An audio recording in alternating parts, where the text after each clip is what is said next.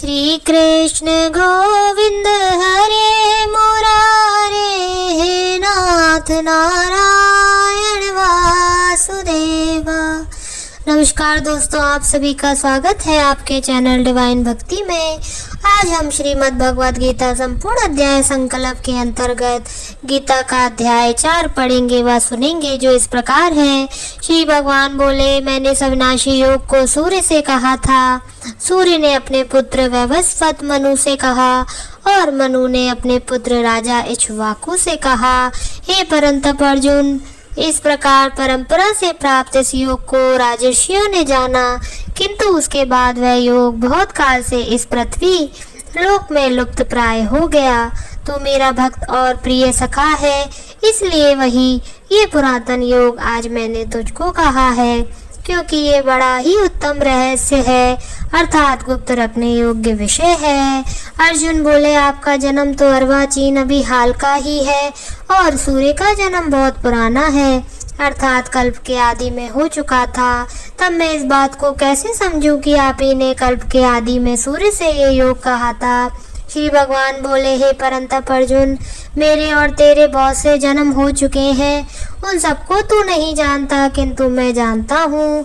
मैं अजन्मा और अविनाशी स्वरूप होते हुए भी तथा समस्त प्राणियों का ईश्वर होते हुए भी अपनी प्रकृति को अधीन करके अपनी योग माया से प्रकट होता हूँ। हे भारत, जब जब धर्म की हानि और अधर्म की वृद्धि होती है, तब तब ही मैं अपने रूप को रचता हूँ, अर्थात साकार रूप से लोगों के सम्मुख प्रकट होता हूँ। साधु पुरुषों का उद्धार करने के लिए, पाप करने वालों का विनाश करने के लिए और धर्म की अच्छी तरह से स्थापना करने के लिए मैं युग युग में प्रकट हुआ करता हूँ। हे अर्जुन, मेरे जन्म और कर्म दिव्य अर्थात निर्मल अलौकिक हैं। इस प्रकार जो मनुष्य तत्व से जान लेता है, वह शरीर को त्याग कर फिर जन्म को प्राप्त नहीं होता, किंतु मुझे ही प्राप्त होता है। पहले भी जिनके राग, भय और क्रोध सर्वथा नष्ट हो गए थे और जो मुझ में अनन्य प्रेम पूर्वक स्थित रहते थे, ऐसे मेरे आश्रित रहने वाले बहुत से भक्त उपयुक्त ज्ञान रूप तप से पवित्र होकर मेरे स्वरूप को प्राप्त हो चुके हैं। हे अर्जुन, जो भक्त मुझे जिस प्रकार भजते हैं, मैं भी उनको उसी प्रकार भजता हूँ, क्योंकि सभी मनुष्य सब प्रकार से मेरे ही मार्ग का अनुसरण करते हैं।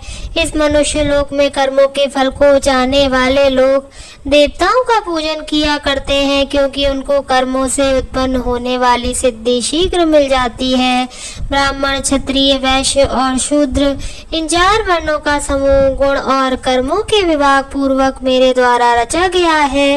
इस प्रकार उस सृष्टि रचनादि कर्म का कर्ता होने पर भी मुझ अविनाशी परमेश्वर को तू वास्तव में अकर्ता ही जान।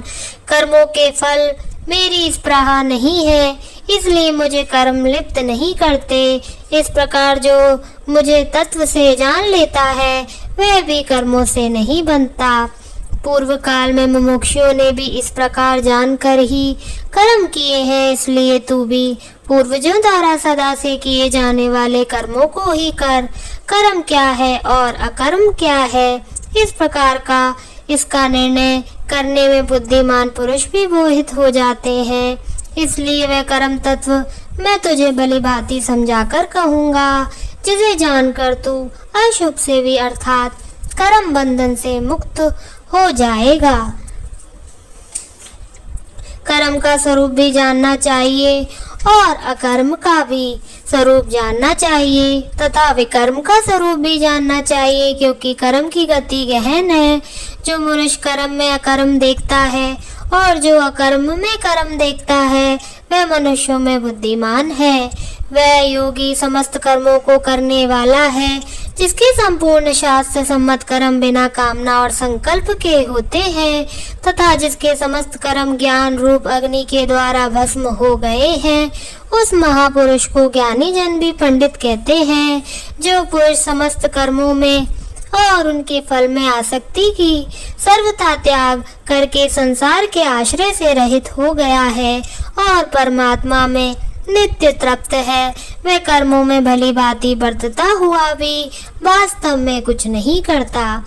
जिसका अंतःकरण और इंद्रियों के सही शरीर जीता हुआ है और जिसने समस्त भोगों की सामग्री का परित्याग कर दिया है, ऐसा आशा रहित पुरुष केवल शरीर संबंधी कर्म करता हुआ भी पापों को प्राप्त होता।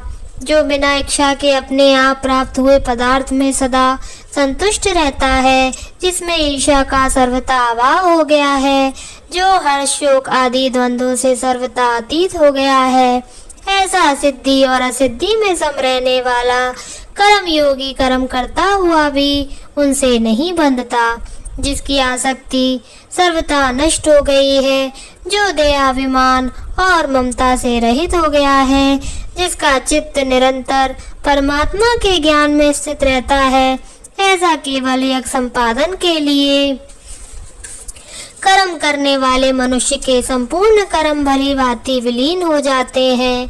जिस यज्ञ में अर्पण अर्थात शुवा आदि भी ब्रह्म है और हवन किए जाने योग्य द्रव्य भी ब्रह्म है तथा ब्रह्म रूप कर्ता के द्वारा ब्रह्म रूप अग्नि में आहुति देना रूप क्रिया भी ब्रह्म है, उस ब्रह्म कर्म में स्थित रहने वाले योगी द्वारा प्राप्त किए जाने योग फल भी ब्रह्म ही है।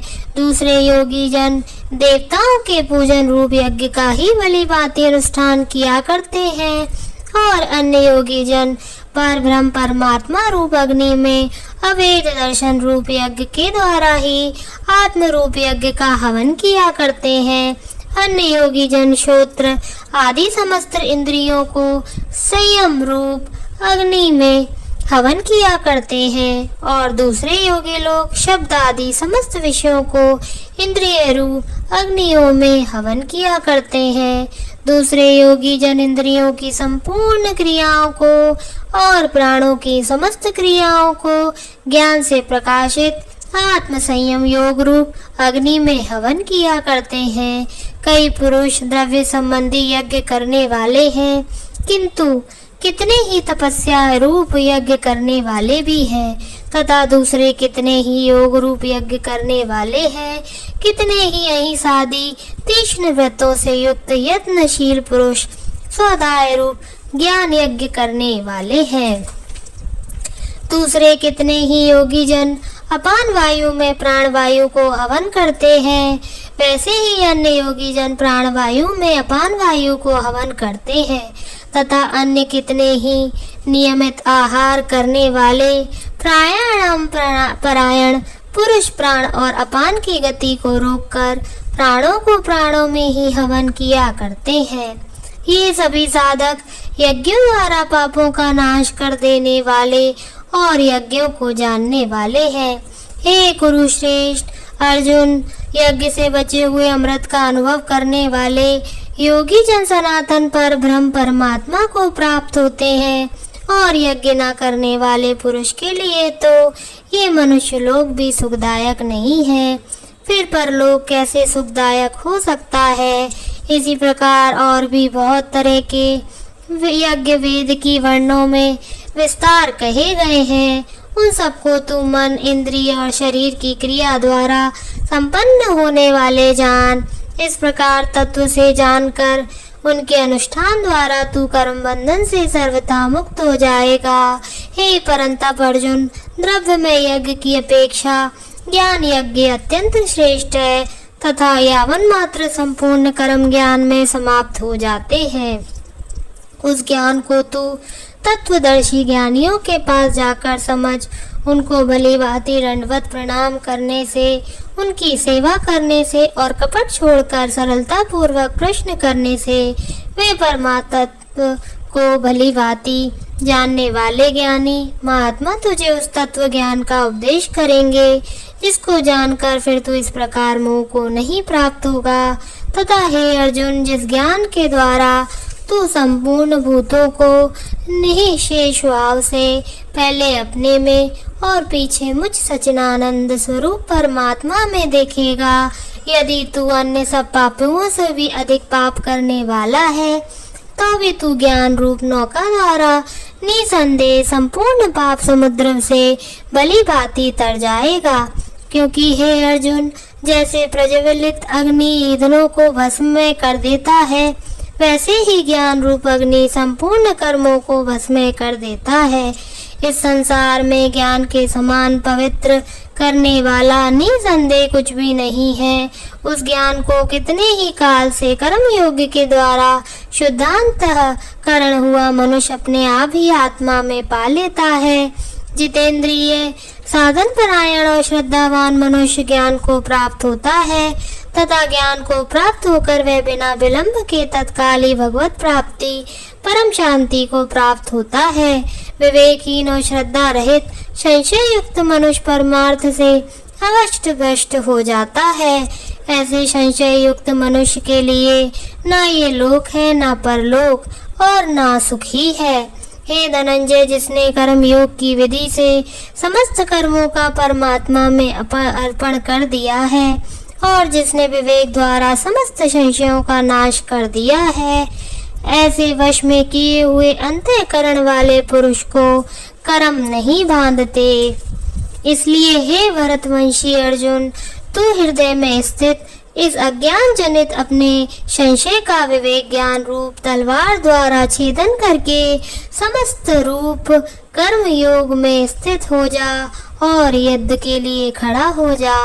ओम तत्सदी। श्रीमद्भगवद गीता सुपनिषत्सु ब्रह्म विद्यायां योग शास्त्रे श्री कृष्ण अर्जुन संवादे ज्ञान कर्म संन्यास योगो नामो चतुराध्याय। अगर मुझसे कुछ गलती हो रही हो इसके उच्चारण में तो मैं आप सभी से क्षमा चाहती हूँ। आप मुझे छोटा बच्चा जानकर माफ करें और मैं प्रयास करूँगी कि आगे से इससे अधिक शुद्ध वाणी का उच्चारण करूँ। श्री कृष्ण गोविंद हरे मुरारे, हे नाथ नारायण वासुदेवा। धन्यवाद।